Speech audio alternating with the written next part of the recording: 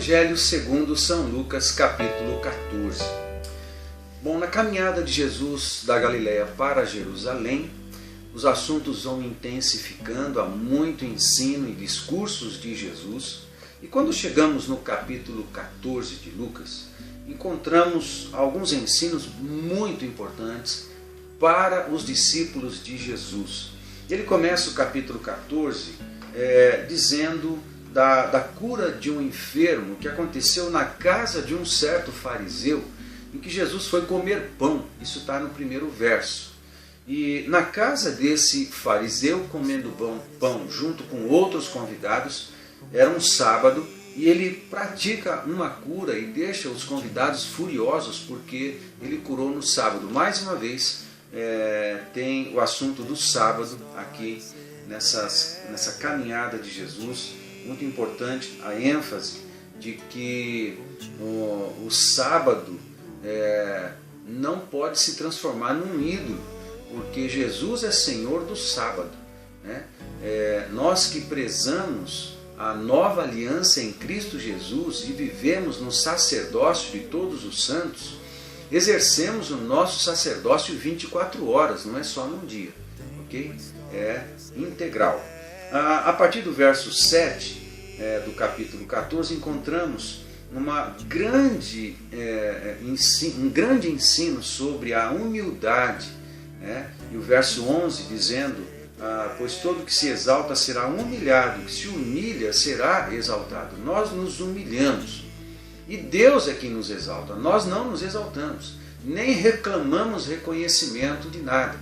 Quem nos dá reconhecimento e nos exalta é Deus, do jeito que Deus quiser, ou as pessoas. E se as pessoas não fizerem isso, não importa. Não derem reconhecimento para nós, não importa.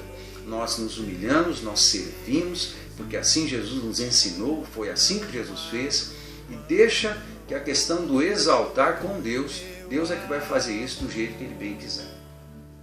Depois, no verso 15, tem a parábola da grande ceia. Aí, essa parábola da grande ceia, Jesus ensina por essa parábola ainda na casa desse fariseu, num momento de refeição.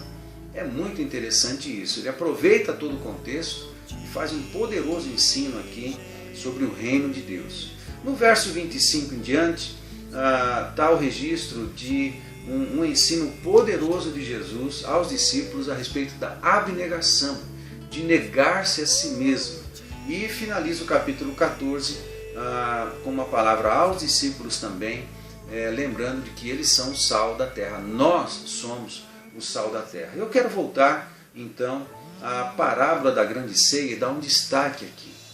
Interessante, Jesus está na casa desse fariseu, está tomando uma refeição, e ele chama a atenção de todos os convidados e ele diz assim: bem-aventurado aquele que comer pão no reino de Deus. Ele chama a atenção de todos com uma introdução ao seu ensino de maneira linda, e quando ele tem a atenção de todos, o que Jesus está falando? Ele começa e conta a história de um homem que prepara uma grande ceia e envia os seus servos para convidarem as pessoas. E tem 3 tipos de pessoas aqui que negam o convite desse homem. O primeiro diz assim, no verso 18: eu comprei um campo e não posso atender o seu convite. O segundo, ele diz no verso 19 assim: eu comprei 5 juntas de bois e não posso atender o seu convite. E o outro, no verso 20, diz: eu casei e eu não posso atender o seu convite. E eu quero ler ainda o verso 26, que diz assim: se alguém vem a mim e não aborrece a seu pai, a sua mãe, a mulher, filhos, irmãos e irmãs, ainda a sua própria vida, não pode ser meu discípulo. Sabe, essas pessoas deram desculpas para este homem que preparou a ceia e não foram. Campo, junta de bois e família, casamento. Sabe, eu acho que tem algo que precisa ser revisto num princípio que alguns usam do jeito errado, quando diz assim que deve priorizar a família em detrimento da igreja e com me permita dizer, desculpa, de priorizar a família, desprezam a igreja e não cumpre o seu chamado na igreja. E quem segue a Jesus vai aborrecer a família em algum momento. Ele está dizendo isso aqui no verso 26. Sabe, tem algo que eu aprendi muito com os meus pais, meu pai e a minha mãe, os meus irmãos também. Nós morávamos numa casa bem longe da igreja, numa rua que era de barro, e não tínhamos carro. E íamos para a igreja. Eu sou o primeiro de 6, então eu tenho mais 5 irmãos.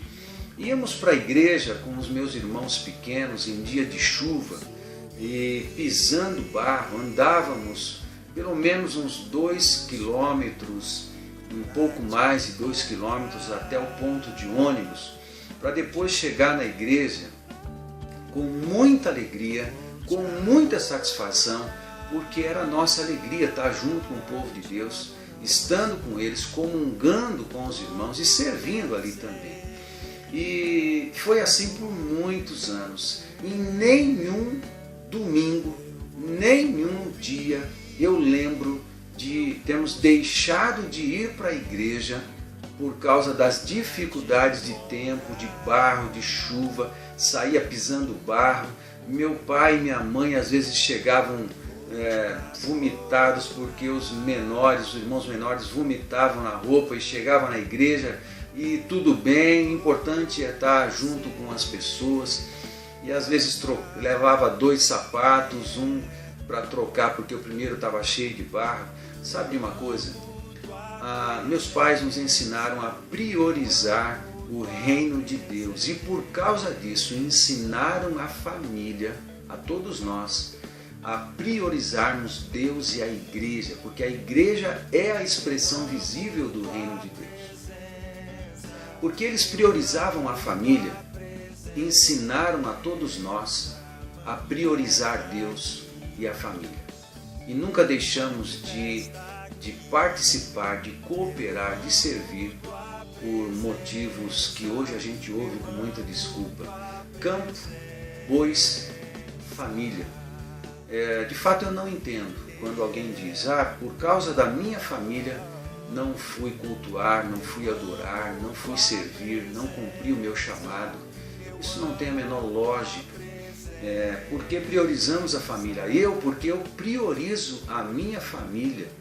Então eu ensino a minha família a honrar o reino e a igreja, porque é ali que a gente serve, é ali que a gente abençoa pessoas, não só, em outros lugares também. Mas é isso, que a gente não use a família como desculpa para não cumprirmos o nosso chamado. Priorize Deus, priorize a igreja sim, priorize o seu chamado.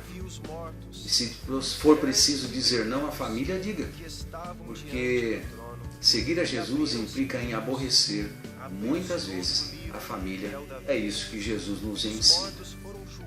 Boa leitura do capítulo 14 de Lucas. Mais palavra, mais presença de Deus, mais obediência e cumprimento do nosso chamado, mais fé e ação. Deus te abençoe. As suas obras. Então a morte e o inferno foram lançados no lago de fogo. Esta é a segunda morte. E todo aquele que não foi achado em